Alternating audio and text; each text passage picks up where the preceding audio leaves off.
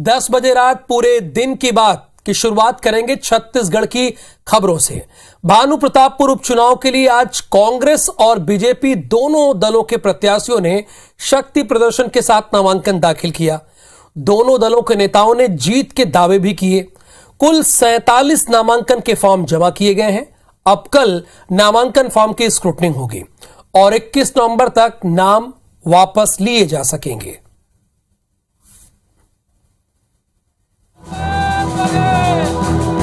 भानु प्रतापपुर में बज चुका है चुनावी बिगुल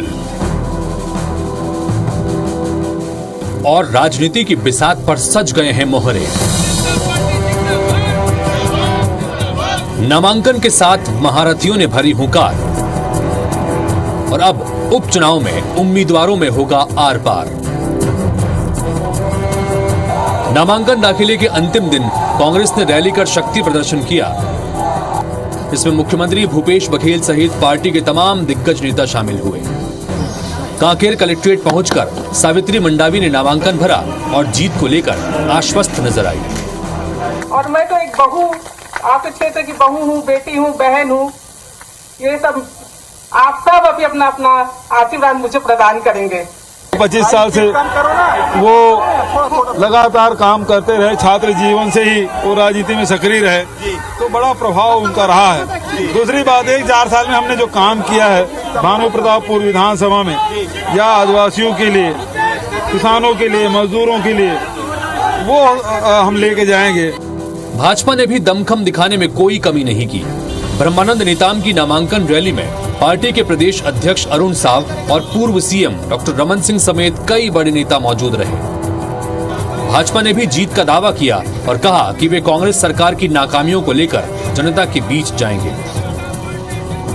इस सरकार ने 4 साल में इनकी कार्यकाल को सब जान चुकी और निश्चित ही कमल फूल पर आशीर्वाद प्रदान करके प्रचंड मतों से भारतीय जनता पार्टी का विजय दिलाएंगे। अनुसूचित जनजाति, पिछड़ा वर्ग, सबको आरक्षण के नाम से अलग अलग उन्होंने छला है और आज उसका परिणाम भोगने को उनको तैयार रहना पड़ेगा। कोई डेवलपमेंट का कोई काम नहीं, कोई विकास नहीं। इधर सभी गांवों से प्रत्याशी खड़े करने का ऐलान कर चुका सर्व आदिवासी समाज भी मैदान में डटा है। हालांकि प्रत्याशियों की संख्या कम हो गई है, लेकिन वे दाव लगाने से नहीं चूकेंगे। अब 55-60 लोग तो नामांकन खरीदे हैं, पर देखो उन लोगों की कोई तकनीकी प्रॉब्लम होगी तभी, नहीं तो सभी लोग नामांकन दाखिल करेंगे। आज अंतिम दिवस है, क्या वापस तो नहीं लेंगे इसके? नहीं, वापस नहीं लेंगे। हम चुनाव लड़ने के लिए नॉमिनेशन किया, चुनाव लड़ेंगे। आम आदमी पार्टी और जेसीसीजे पहले ही चुनाव नहीं लड़ने की बात कह चुकी है। लिहाजा कांग्रेस और भाजपा के बीच अब सीधी टक्कर होगी। कांग्रेस को 4 साल के कामकाज और दिवंगत मनोज मंडावी के प्रति सहानुभूति की लहर पर भरोसा है, तो भाजपा का दावा है कि जनता कांग्रेस सरकार को सबक सिखाना चाहती है। लिहाजा बीजेपी प्रचंड मतों से जीत कर आएगी। अब किसके दावे में कितना दम है, ये जानने के लिए आपको 8 दिसंबर तक का इंतजार करना होगा। Election desk, IBC 24।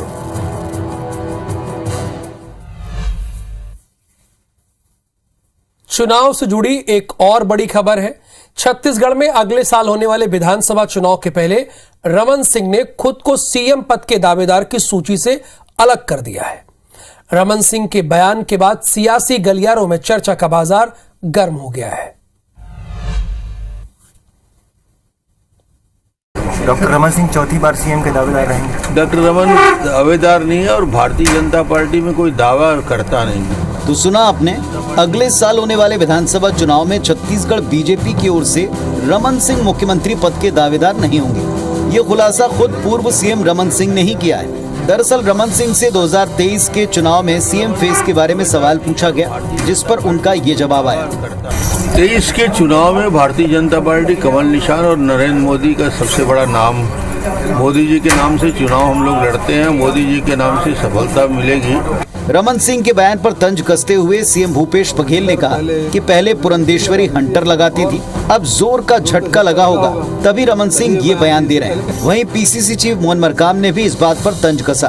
तो यही बात तो पुरंदेश्वरी बोलती थी तो मानते नहीं थे, मैं भी छोटा मोटा चेहरा हूँ बोलते थे। मतलब अब हंटर पहले पुरंदेश्वरी लगा दी थी, अभी और जोर का झटका लगा होगा, तभी ये बयान दिए, इसके पहले कैसे बयान आ सकता है? अब छत्तीसगढ़ में ऐसा कोई नेता नहीं बचा जो माननीय मोदी साहब के चेहरे को लेकर चुनाव लड़ेंगे, तो इससे साफ जाहिर हो रहा है कि छत्तीसगढ़ में अब ऐसा कोई नेता नहीं बचे हैं। छत्तीसगढ़ में अगले साल चुनाव हैं, जिसकी तैयारी बीजेपी और कांग्रेस दोनों कर रहे हैं। लगातार 15 साल तक सत्ता में रहने वाली बीजेपी को पिछले चुनाव में हार का सामना करना पड़ा। इसके बाद से बीजेपी सत्ता में वापसी के लिए लगातार प्रयास कर रही है।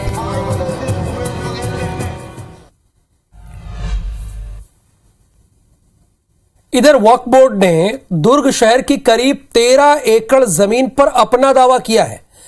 जिस जमीन पर वक्फ बोर्ड ने दावा किया वहां कई परिवार पीढ़ियों से काबिज है। इसके साथ ही सैकड़ों साल पुराना राम मंदिर भी इसकी जद में है। शहरवासियों ने दावे के विरुद्ध 1711 आपत्तियां लगाई हैं, जिसके बाद तहसीलदार ने वक्फ बोर्ड का दावा खारिज कर दिया। एक हकीकत तो यह है कि वक्फ बोर्ड 1954 में बना और हकीकत यह है कि राम मंदिर जो है वहां पर वो सैकड़ों साल पुराना है।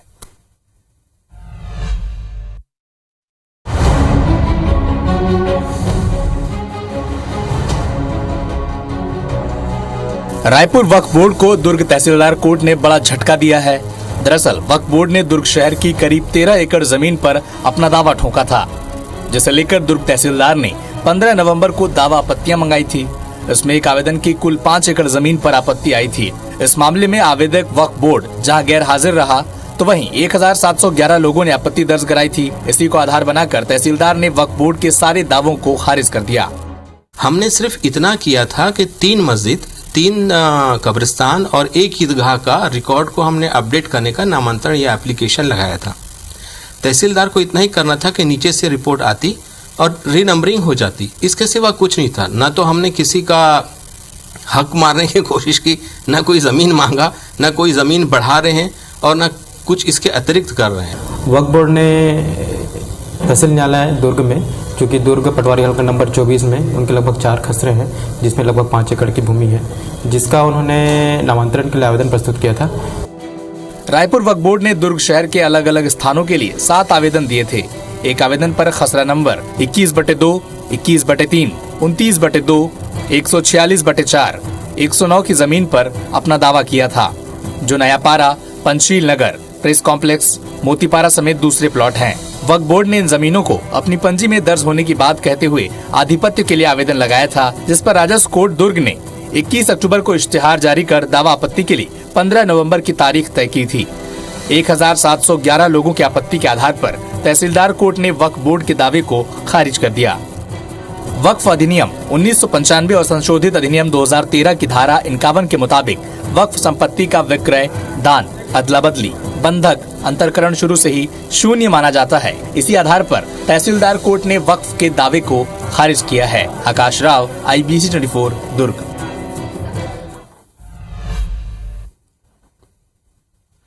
वक्फ बोर्ड के दावे में दुर्ग के 5 कंडील चौक स्थित सैकड़ों साल पुराना राम मंदिर भी आ गया है। आप इस वक्त जो तस्वीरें हम आपको दिखाने जा रहे हैं, ये जो आपकी स्क्रीन पर दिख रही है, उसी की है। इसके साथ ही मोतीपारा में भी स्थापित सालों पुराने मंदिर भी इसकी जद में है। वक्फ बोर्ड के दावे पर राम मंदिर समिति से जुड़े कई लोगों ने आपत्ति जाहिर की है।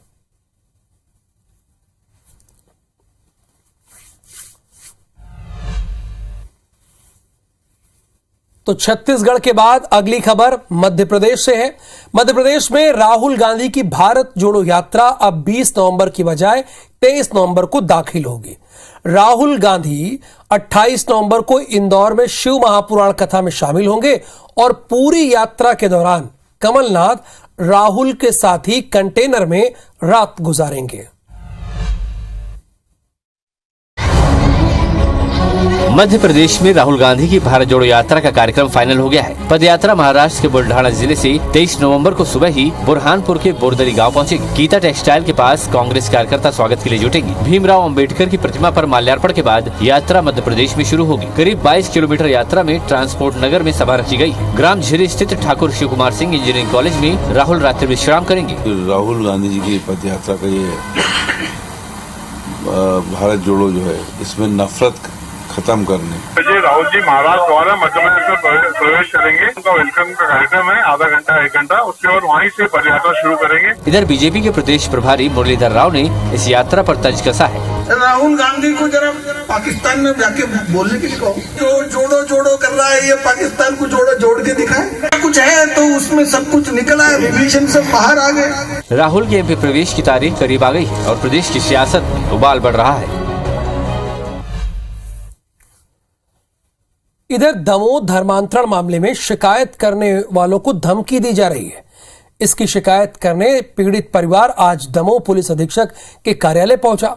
वहीं लीगल राइट ने इस मामले में ट्वीट करके कलेक्टर की पत्नी की भूमिका पर बाकायदा सवाल उठाए हैं।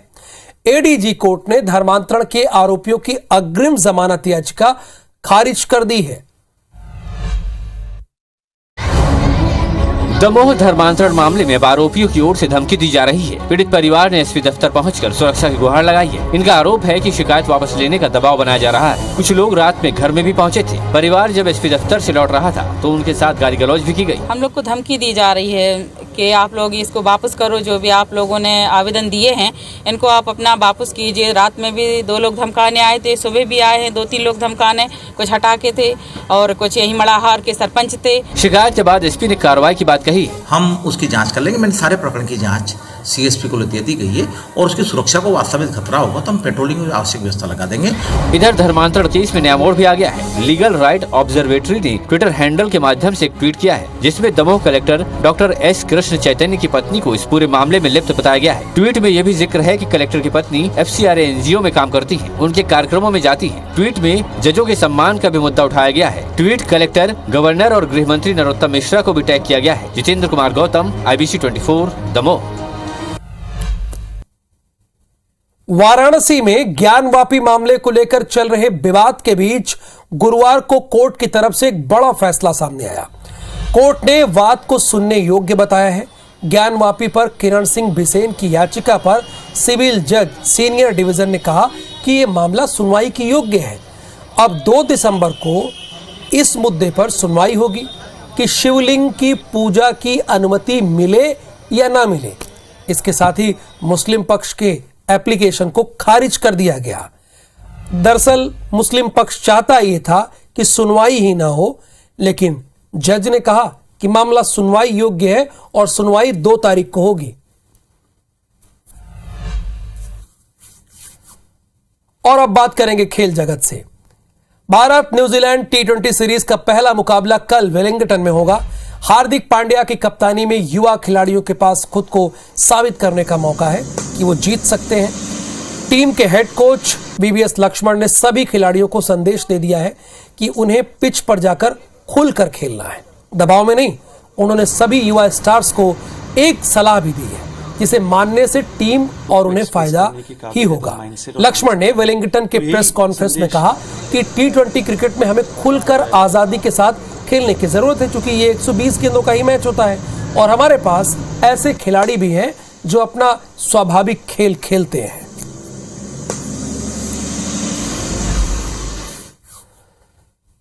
चलिए आगे बढ़ते हैं। बीते 15 सालों में मध्य प्रदेश में चौतरफा विकास हुआ है। शिक्षा, कृषि, उद्योग, स्वास्थ्य, हर क्षेत्र में सरकार की अनेक योजनाएं संचालित हैं, जिसकी वजह से प्रदेशवासियों की जीवन शैली में बहुत बड़ा सुधार आया है। सरकार ने प्रदेश में रोजगार के अनेक अवसर पैदा किए।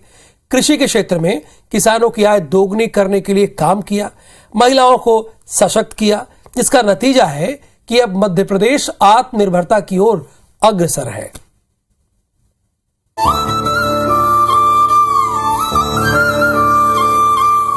बीते 15 सालों में मध्य प्रदेश ने विकास के नए आयाम को छुआ है।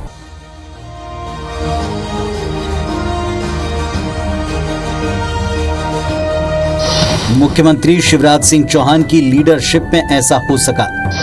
प्रदेश सरकार और केंद्र सरकार के आंकड़े मध्य प्रदेश के विकास की गवाही दे रहे हैं।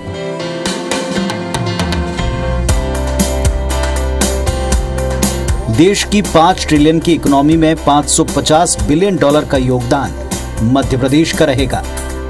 खुद मध्य प्रदेश के मुख्यमंत्री शिवराज सिंह चौहान भरोसा दिला रहे हैं कि भारत के 5 ट्रिलियन इकोनॉमी के लक्ष्य की प्रगति में राज्य अपना हर संभव योगदान देगा। मध्य प्रदेश भी $550 बिलियन की अर्थव्यवस्था का लक्ष्य प्राप्त कर इस महान ध्येय में सहभागी बनेगा। मध्य प्रदेश पहले बीमारू राज्य में शुमार था, लेकिन अब वो सुचारू राज्य बन चुका है। अब आत्मनिर्भर बनने की दिशा में एमपी सरकार और प्रदेशवासी तेजी से आगे बढ़ रहे हैं। मध्य प्रदेश हर क्षेत्र में विकास की नए सोपान गढ़ रहा है। इस साल मध्य प्रदेश की आर्थिक विकास दर 19.76% है। मध्य प्रदेश कुआं और बावड़ी का पानी पीता था। 54 लाख घरों में हमने सीधे नल कनेक्शन दे दिए और 1,24,00,000 घरों में नल लगा के शुद्ध पेयजल उपलब्ध कराने का अभियान प्रधानमंत्री श्रीमान नरेंद्र मोदी जी की संकल्प की पूर्ति के लिए उनके आशीर्वाद से चल रहा है। मध्य प्रदेश जिसकी विकास दर कभी होती थी माइनस में, जब हमने शुरू किया था -4%, आज कहते हो गर्व है मेरे मध्य प्रदेश वासियों, मध्य प्रदेश की ग्रोथ है 19.74%, देश में सबसे ज्यादा। मध्य प्रदेश में विकास के 15 साल पूरे हो चुके हैं। प्रदेश में आम नागरिकों के लिए जन सेवा अभियान चलाया जा रहा है, जिसके तहत 1,12,000 नए हितग्राहियों के नाम अलग अलग योजनाओं में जोड़े गए। वहीं 15 सालों में कृषि के क्षेत्र में मध्य प्रदेश को एक खास पहचान मिली। कृषि क्षेत्र में एक बड़ा परिवर्तन आया।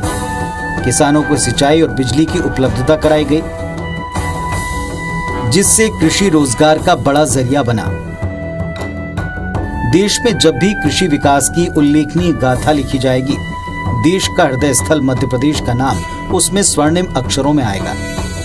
आज मध्य प्रदेश की कृषि विकास की उल्लेखनीय उपलब्धियां पूरे देश में चर्चा का विषय हैं।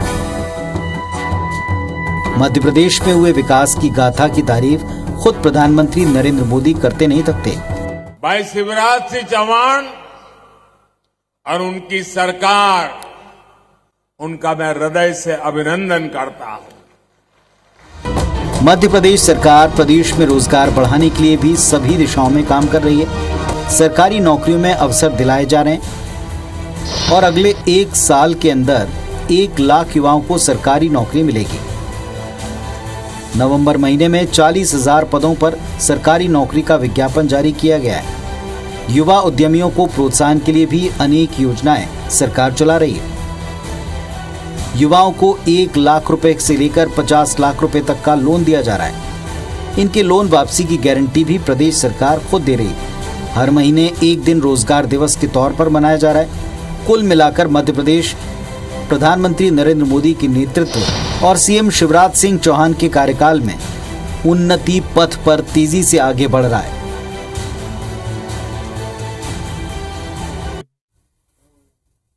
दस बजे रात पूरे दिन की बात में आज के लिए बस इतना ही। मुझे दीजिए अनुमति।